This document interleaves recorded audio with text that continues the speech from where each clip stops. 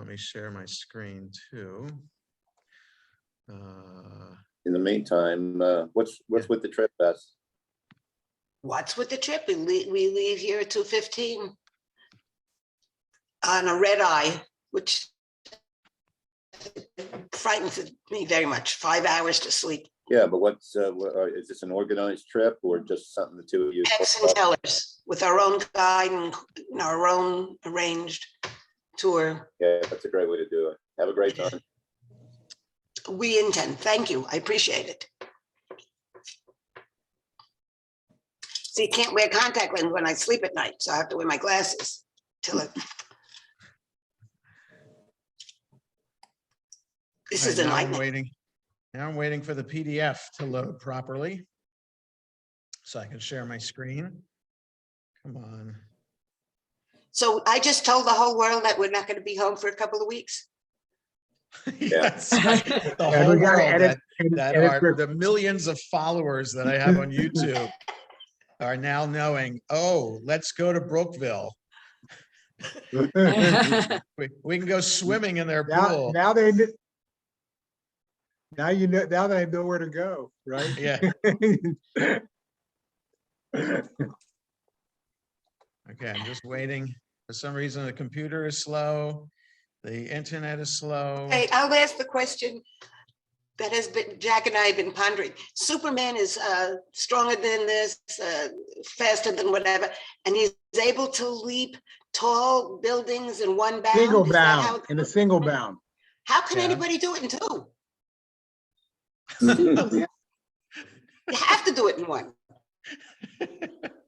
You can hop onto a ledge. I mean, you can take a halfway running up. start, right? You take a running start.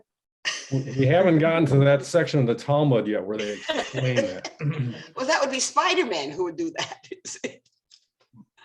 Bess, I tell you, the questions that you think about, do these keep you up at night too? Oh, yeah. What Almost room are there. you in? I'm in the chapel. In the Grossberg Vanguard chapter. Yes, that's right. You just see the blue wall behind me. Okay, I think we're on the page now. And now I can, there we go. Pool party, yeah. Okay, now share screen. Now this, share, there we go. Okay. Oh, what just happened? There it is. Okay, yes. Are we all still here? Okay, good. Oh, Okay. All right, good. So, first, Baruch atah Adonai Eloheinu melech haolam, shekidshanu b'mitzvotav v'tzivanu la'asok b'divrei Torah. So I have us having left off, there we go. Here on the second paragraph of page 43 in our Koran edition. And if you're not following on Koran, it is 8a in Avodah Zarah on Safaria. So let's start here with the red S, because we were talking from the Mishnah about these holidays, Calenda and Saturnalia, and 3 days before, 3 days after, not doing business. Okay, Rav Matana says, since Rome established the festival of Calenda on a specific date, and all the nearby towns are ruled by Rome, that is, they pay their tax to Rome and provide its needs, but do not themselves celebrate the festival, is it prohibited or permitted to engage in business transactions with the Gentile residents of those towns? So in other words, the question is, if everybody is observing Calenda, then it makes sense not to do business with everybody because they're going to be using the profits or whatever they're buying from you for their festival. But if not everybody is observing the festival, why can't you still do business? Right? So within the Roman Empire, how many people are truly Roman and really buy into the Roman idolatry system? There's so many ethnic groups who made up the Roman Empire. right? And at this time, let's see, Hadrian made it all the way to England, right? Hadrian's Wall in England. So, they're at least at this time of the rabbi, they're all the way, the Roman Empire's all the way to England. And in the East, they're all the way to India and everywhere in between. So not all those people, all those people on the surface buy into the Roman Empire because they have no choice. But how many of them are actually converted to Roman religion? So it's an interesting question that the rabbis are asking, right? Not everybody's going to be observing these Roman holidays. So let's do business anyway. Rabbi Yehoshua ben Levi says, it is prohibited to engage in business during the time of the calendar with everyone. So it doesn't matter whether everybody's doing it or not. It's a holiday and you shouldn't do business. But Rabbi Yochanan says it is prohibited to engage in business only with its worshipers, whereas it's permitted to engage in business transactions with Gentiles who do not celebrate the festival, right? So Yochanan has a pragmatic approach. Only with the worshipers themselves, don't do business. Everybody else, they're not worshiping, it's okay to do business. Okay? The sage taught in a Baraita in accordance with the opinion of Rabbi Yochanan. So we have a supporting opinion for Rabbi Yochanan.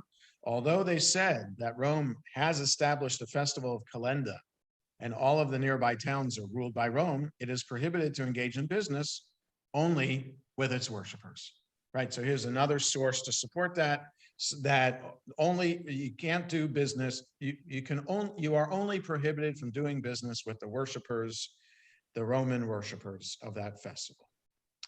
The Baraita continues with regard to the festivals Saturnalia and Criticis, and the day of the festival of their kings, and the day on which the king was crowned. The halacha is that before the festival, it is prohibited to engage in business transactions, whereas after the festival, it is permitted. But in the case of a Gentile who prepared a feast for his son and celebrates on that day, engaging in business is prohibited only on that day itself and with that man. So, all right, so this Baraita is just a second, Jesse, but this Baraita is just adding a couple of things. If you know an individual has his own festival that he's observing, I don't know, a yard site on which he's going to be sacrificing to his idol, then you cannot support that sacrifice by doing business. So individual people, whatever, if you know that that individual is using what they're buying from you in order to worship an idol, you can't do it. Okay, can't do business. Go ahead, Jesse. Excuse me, just a question about chronology. Yeah. We're talking now about what, the 5th, 6th century AD, when all this is being. No, we're talking 1st, 2nd century, because Baraita is time of the Mishnah, but just didn't make it into the Mishnah. So Mishnah is up to the 3rd century CE. Okay. No, I just asked because the practices of the Roman Empire changed. Right.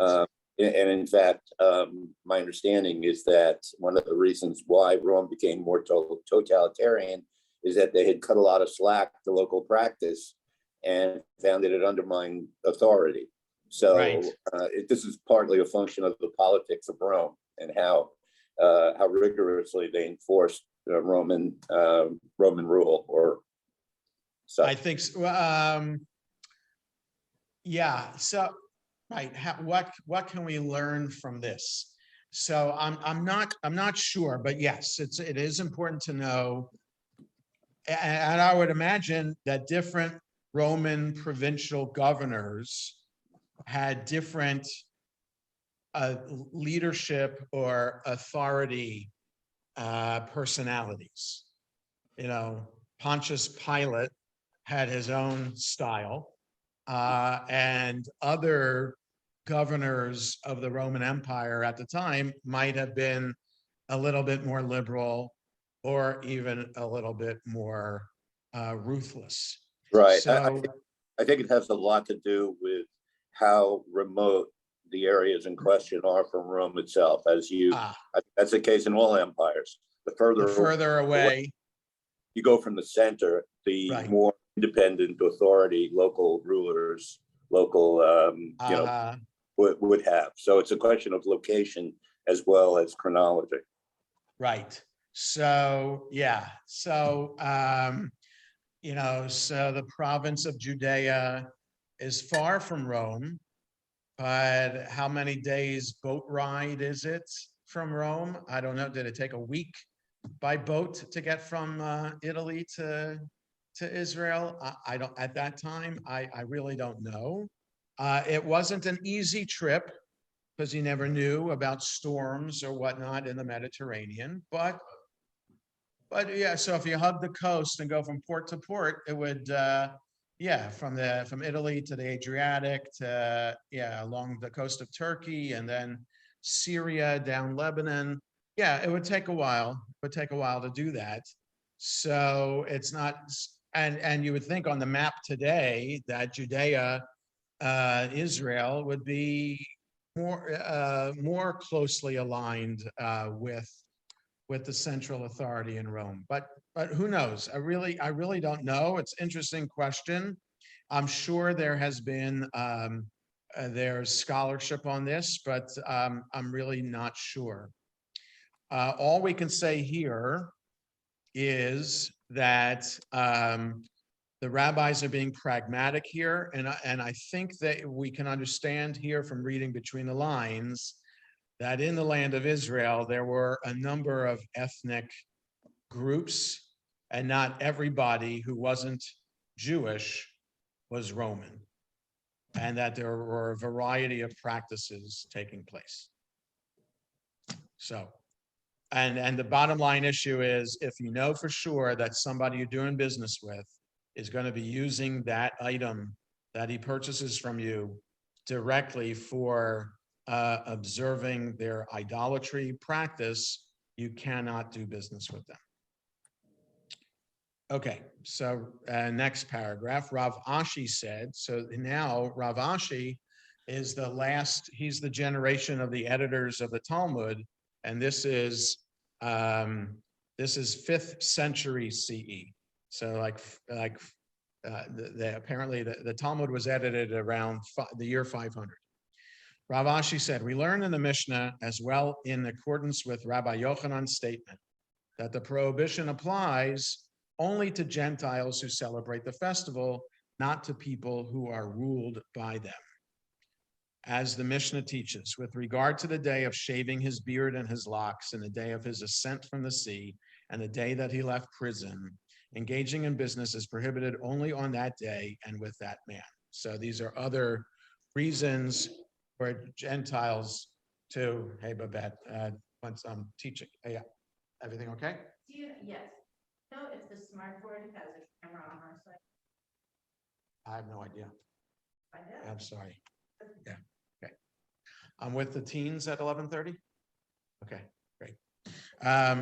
Okay, so further, the Talmud again is reaffirming what was said in the previous paragraph, that you only are prohibited from doing business with people you know specifically are using that for idol worship.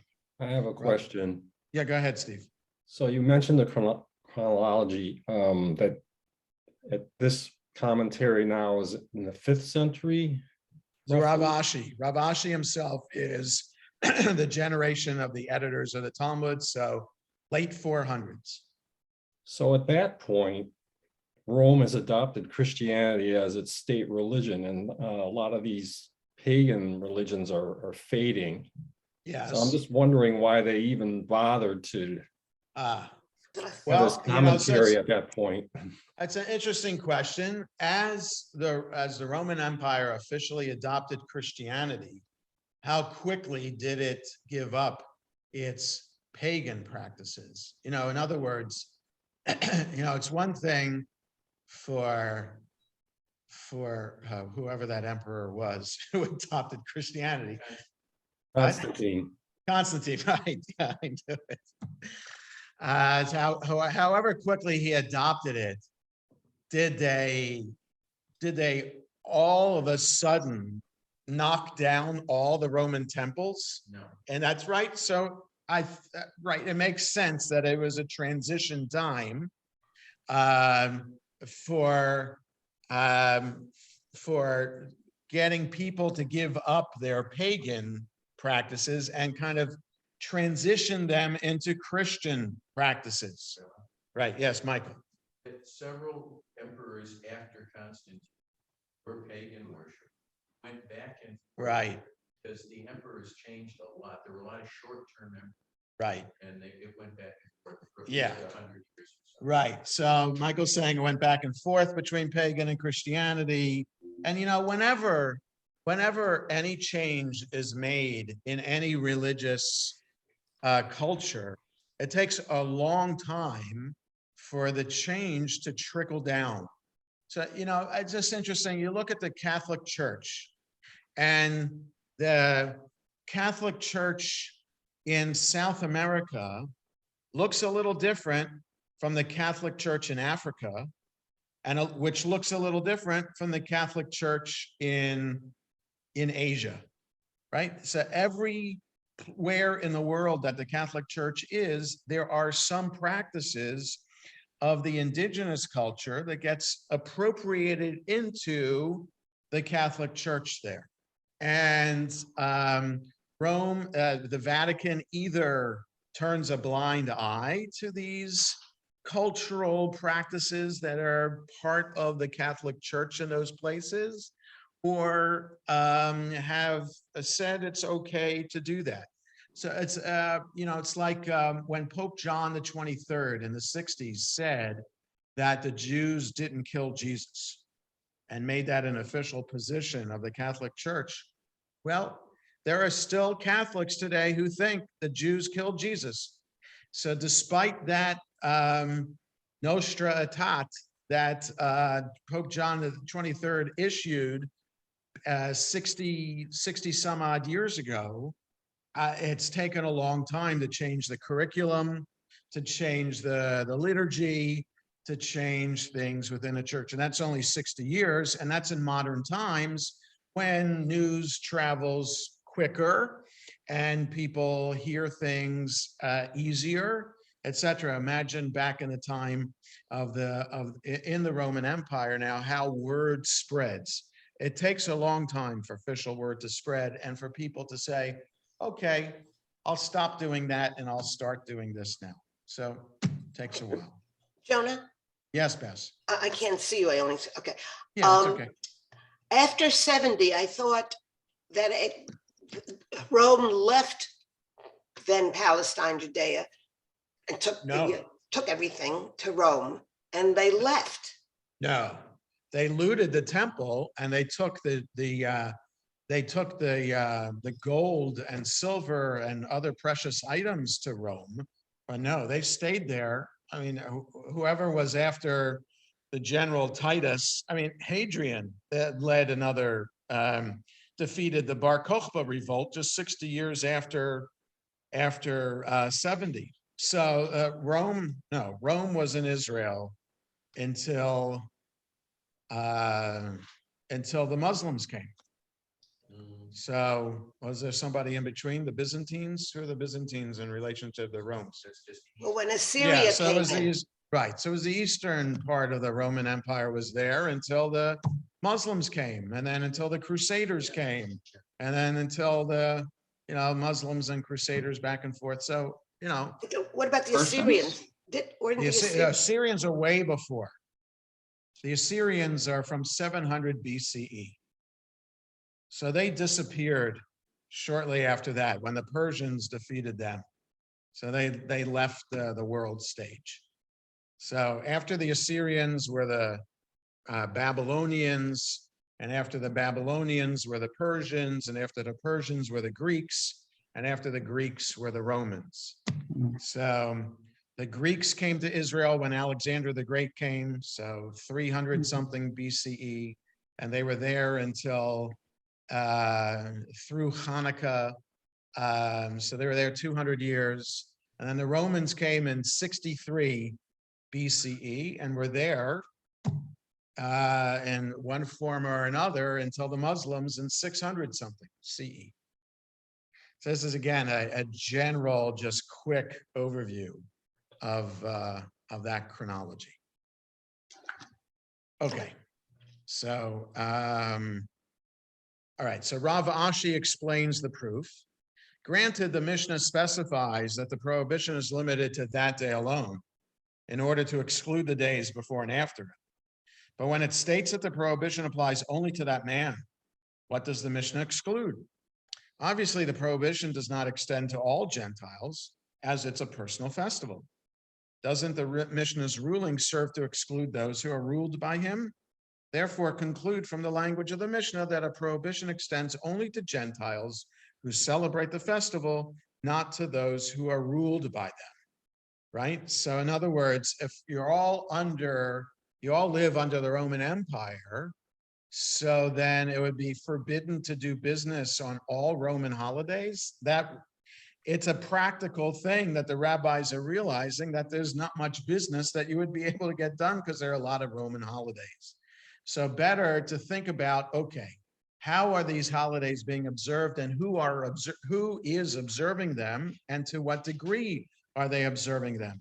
And so here, let's read the Mishnah narrowly to ensure that you don't want to be personally connected to, like there should only, if there's only one step removed between you and a Gentile doing idolatry, then you can't support that Gentile doing idolatry. You can't sell something that you know directly is going to be used in idol worship. But if it's not being used, then there's no prohibition.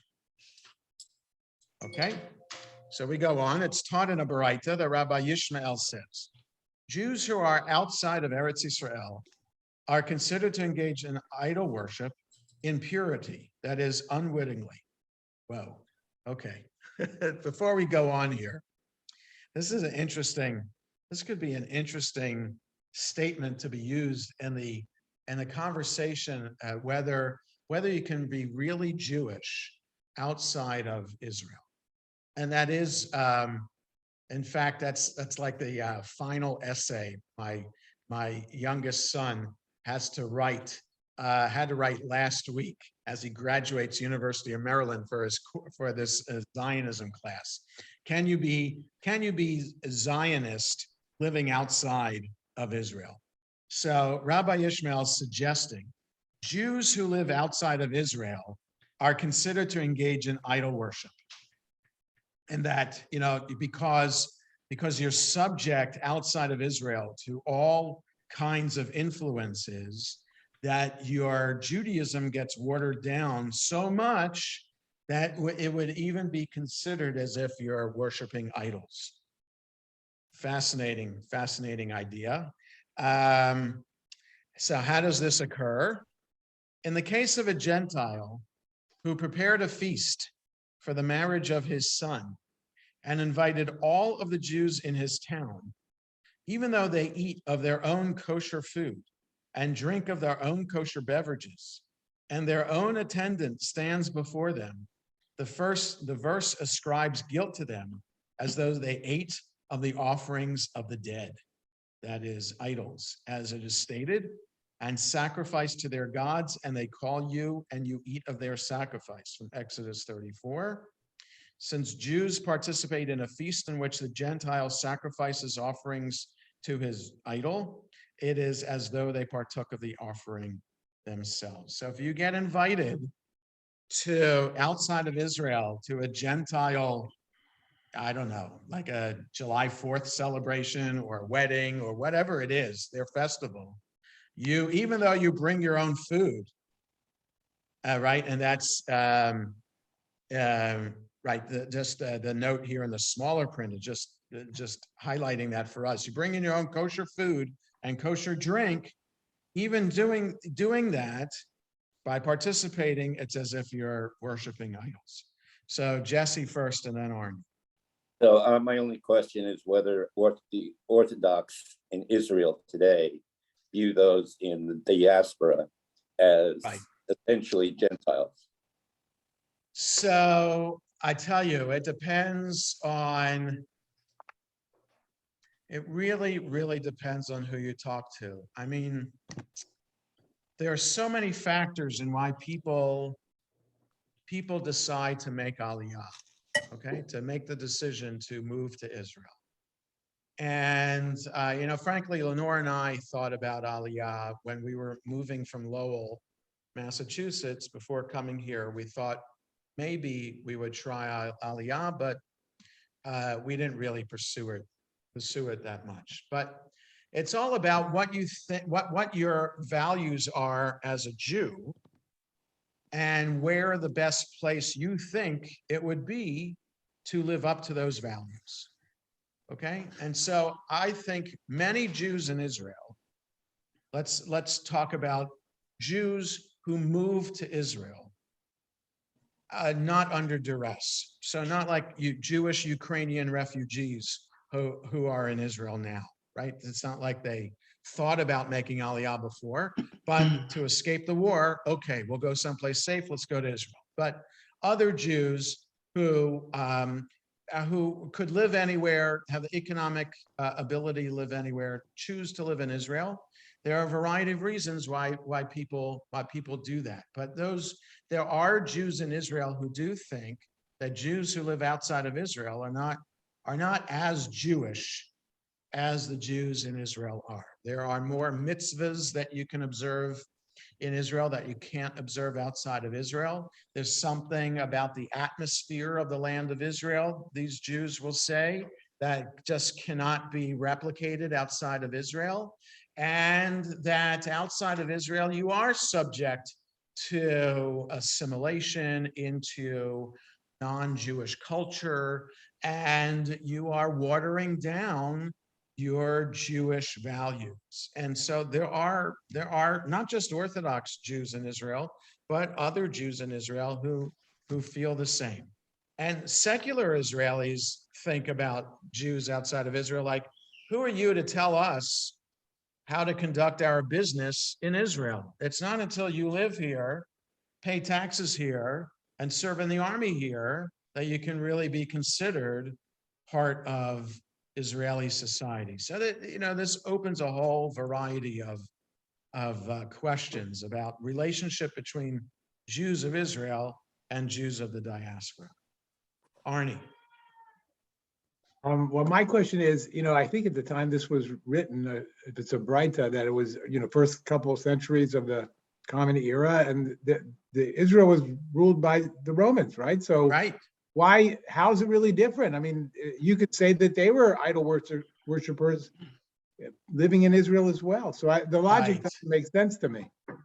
Well, I think the rabbis would say the closer we are together and with each other, that is in Israel, even we're living under Roman rule, we still have rabbinical academies. We still have a way where we're allowed to conduct our own private business, Jewish business in Israel. The Romans leave us to our own devices for our own personal relationship kind of laws. So we have a way, the rabbis are saying, to maintain some kind of community in Israel. And the further people, Jews, move away from the rabbinic authority in land of Israel, the less sway the rabbis have over them. This is true of the Jewish community in Babylonia that is beginning to grow at this time, and the relationship between rabbis in Babylonia and rabbis in Israel. And then in other countries too, Jews in far-flung places, how do they maintain community, and how do they maintain their connection to rabbinic authority? So even if they are under Roman rule, the rabbis feel the closer we are together, the better it is. Just a second, Michael. Marlene? Yeah, I wanted to just say that your point about, you know, the Israelis and how they looked at Jews outside of Israel, I think there's something to that. When I was teaching, I was mostly at Shalom. There were a lot of Israeli teachers, but I kind of saw a different viewpoint because they just feel Jewish. They don't have to do a lot of ritual, and it seems that outside of Israel, Jews want to do more ritual to feel Jewish, right? Because we're the minority here. But in Israel, they're the majority, and they just feel Jewish. They don't have to show or prove. Is that feeling? Yes, that they are on the land, and like you said, they could do more things. So that was one point. And the other one, I just had a question to go back to like being a pagan or paganism. I mean, are superstitions, like that red string that we either wear or put around a baby's room, could that be considered paganism even today? Like where did that come from? Is that a Jewish thing? So, it's an interesting question. How does superstition relate to this stuff? So there is a difference between superstitious practices and these idol worshiping. So nobody is worshiping idols when you do the red string, or you wear a chamsa, or I don't know, you throw salt over your shoulder, or don't walk under a ladder, anything like that. But if you ascribe kind of power to that superstition, if you like say a blessing in some way to some like, it's more than just going poo poo poo, right? For not to tempt the evil eye. But if you actually said a blessing, oh, may the evil eye not have power over me, amen. If he said it that way, then maybe that would be seen as pagan, because you're ascribing divinity to the evil eye that might be equal to God. So nobody does that with the superstition, and I think rabbis, even the rabbis of the Talmud, would turn a blind eye to superstitious practice. That's not an issue. So, Michael.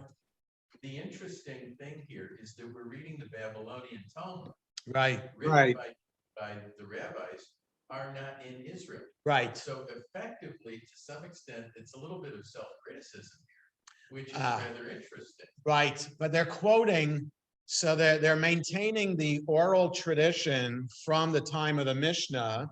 They're quoting a Rabbi Yishmael who lived in Israel, who and the editors of the Talmud, I think that's intellectually honest. They're being intellectually honest, and I think that they are also, this is another way of saying how we miss living in Israel.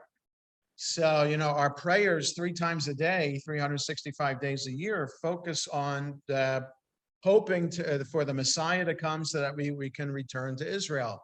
And the rabbis of the Talmud, the rabbis living in Babylonia, are always saying that, life here in the diaspora, we pray, will only be temporary.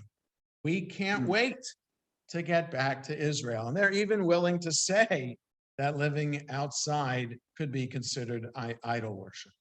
So, but now they're going to have a discussion about Yishmael's, this blanket statement that he's saying. So the Gemara asks, but why not say that the verse is criticizing the Jews only once they eat from the sacrifice, right? So this proof text that was used here about not for Rabbi Yishmael saying you can't go to a Gentile feast, even if you bring your own kosher food. Why not say that the verse is criticizing the Jews only once they eat from the sacrifice? Rava said, if that is what is meant, let the verse say only, and you eat of their sacrifice. What is meant by the additional phrase, and they call you? This indicates that the prohibition occurs from the time of the call.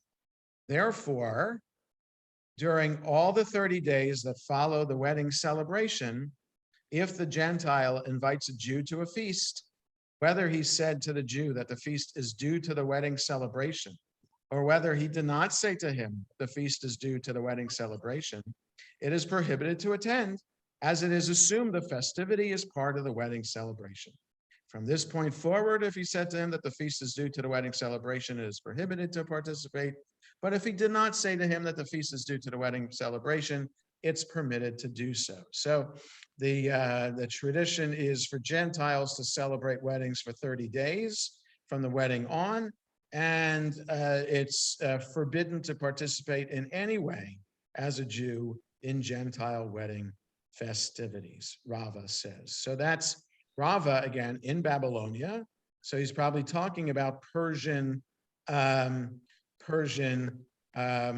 wedding practice. Okay. So it's just interesting, depending on how who we interact with, as a rabbi, most of my interactions are with Jews. And I choose to interact with interfaith clergy, but that's really my only interaction outside of neighbors on my street who are not Jewish, or business I do in the supermarket or at the mechanic, things like that. Those are like ancillary kind of connections that I have with non-Jews, just the nature of the work that I do.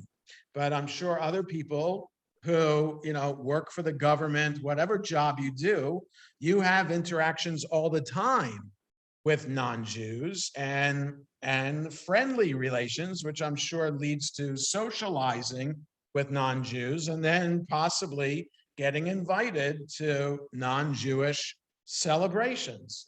So, you just look at B'nai Mitzvah that we have here in the shul, there are always lots of non-Jewish kids and parents who come and attend these celebrations. And the reverse would be true too, with these Jewish friends going to non-Jewish ceremonies. So there always is a question outside of the Orthodox world in America, of attending a church confirmation or consecration or something like that, whether that's okay to do that or not. And it stems from this conversation here in terms of what kind of, are we afraid of any influence on our life and our strong Jewish faith?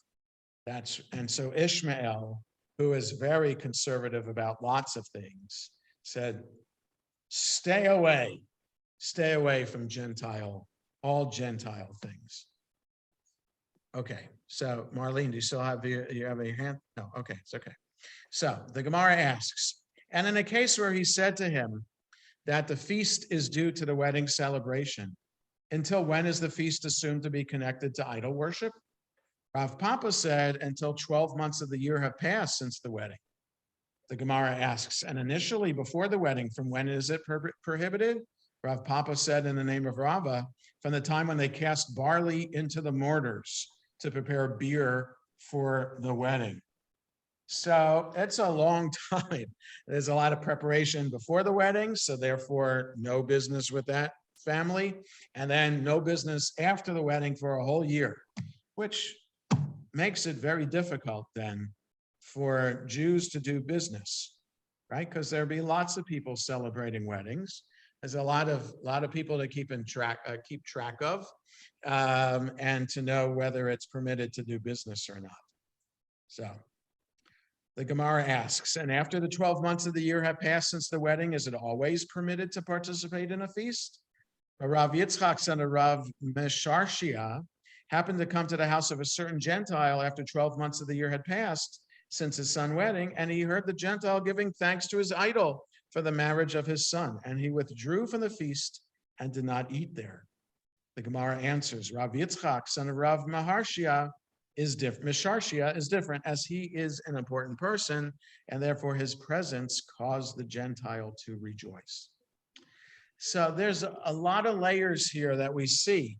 It's one thing for the leader of the community, the rabbi in the community. Maybe there are more restrictions on the rabbi to ensure that there's no influence at all or tainting his reputation at all.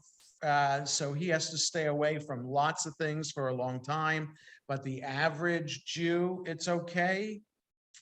We're not worried about that so much in an average Jew's reputation. So it's just fascinating, the discussion here about non-Jewish influence on our Jewish lives and how much to what extent we should go to protect our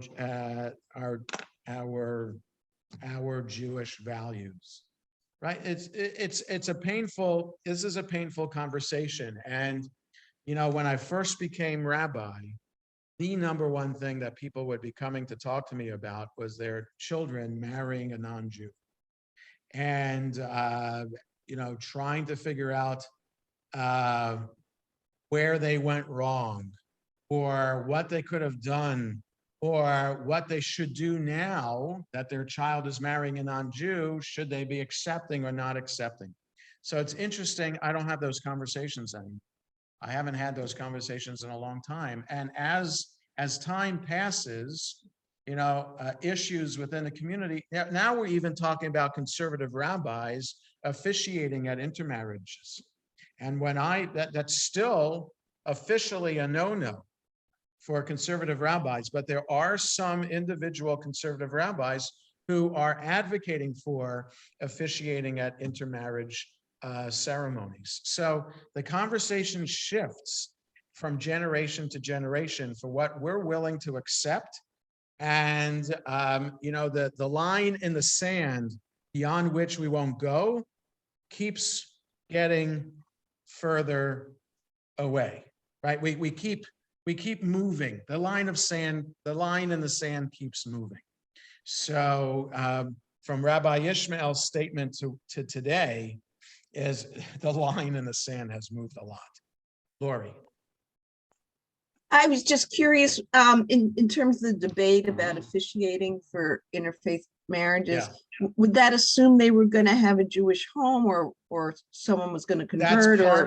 That's part of the discussion. I mean, that's why the Reform rabbis who officiate at interfaith weddings supposedly insist that the couple agree to have a Jewish home and that their children will be raised only Jewish. So can you guarantee that? No, but those rabbis who do, and not all Reform rabbis officiate at interfaith weddings, but those who do supposedly insist on that. And I would assume that the conservative rabbis who officiate also insist on that. But again, you can't guarantee, because you never know, you know, circumstances change. Where's the couple living? And maybe their feelings, maybe there's more pressure from non-Jewish members of the family to baptize the child or to have a Christmas tree or things like this. So, you know, you can't guarantee it. And what are you willing to do? I'm just saying this in terms of it's fascinating. And there's no right answer to this. Just like there's no right answer here in this conversation in the Gemara about whether it's okay to do business with Gentiles or not, right? Because some are saying from the conversation so far, it seems like you shouldn't do business with Gentiles because invariably it's a festival for the Gentile, and the Gentile is going to be using what he purchases from you in gratitude to the idol. And so the best thing would be not to do business with Gentiles. But the rabbis understand at the same time, you don't do business with Gentiles, there aren't that many Jews around. So there's not enough Jews in order to maintain a business and maintain a livelihood. So you have to make compromise. And what is the extent of the compromise that you're willing to make? Okay. Other comments? Okay, so let's go on. We have like 5 minutes or more until I have to get ready for my next class. So the Mishnah teaches, and Cratesis, and the day of the festival of their kings. Right. So again, we're we're being reminded back from the Mishnah that Cratesis is another Roman holiday around which you can't do business. The Gemara asks, what is the festival of Cratesis? Rav Yehuda said that Shmuel said it commemorates the day when Rome seized control of an empire. So Rav Yehuda said that Shmuel said. So Shmuel lived in the transition generation between Rabbi Yehuda Hanasi, the editor of the Mishnah, in 220, and the Babylonian rabbis right after that. So he lived. So I think he lived in Babylonia, but he might have been born in Israel. So this is the year around 200, 250. So Does he know enough, even though he lives in Babylonia, to know what Roman holidays are? To say affirmatively, yes, definitely, this is what Crotessus is? Don't know. So Crotessus, he's saying, commemorates the day when Rome seized control of an empire, which I think means that they conquered another empire and took control over it. So the Gemara asks, but isn't it taught in a Baraita, 2 festivals are Crotessus and the day when Rome seized control of an empire? This indicates that Crotessus and the day when Rome seized control of an empire are 2 separate festivals. Right? So in other words, we have a Baraita that says the day that Rome seized an empire and Crotessus. So Crotessus is not the day that Rome seized an empire. So Rav Yosef said on 2 separate occasions, Rome seized control of an empire. One occurred in the days of Queen Cleopatra when they conquered Egypt, and one happened much earlier. I'm just looking at the Hebrew for Cleopatra. So it's right here, Cleopatra. Cleopatra is how it's pronounced in these. So what language this is, I don't know. But is that the original pronunciation of Cleopatra's name? So Cleopatra, is that closer to the Latin than Cleopatra is? So just interesting. So one occurred in the days of Queen Cleopatra when they conquered Egypt, and one happened much earlier when Rome seized control in the days of the Greeks. So there's a festival maybe in the Roman calendar for defeating Egypt. So, right, all the movies about Antony and Cleopatra, right? So when they seized control of Egypt and put an end to the Egyptian empire. And there's another one that celebrates seizing control over the Greek empire and putting an end to them and making it the Roman Empire. So, you know, in Israel, again, Roman Empire defeated the Greek Empire in Israel in 63. That's when Pompey was his name, not Pompey, but Pompey was the Roman general who seized control over Israel in 63 or 66 BCE, something like that. But the day of defeating Cleopatra, I'm not sure what day that is. So here's a statue of Cleopatra right here on the side. And so here, and there's some background here. This is the Egyptian queen Cleopatra VII, the last ruler of Egypt. The Gemara is apparently referring to the conquest of Egypt in the time of Augustus Caesar, which began Rome's complete control over the Middle East. At that time, the Roman Senate declared this day, the 30th of August of the year 30, a holiday, and proclaimed it the first day of the new calendar. The new festival was celebrated for several years to come, and every 5 years the Romans would hold special events, which included worship of the emperor and lavish circus acts.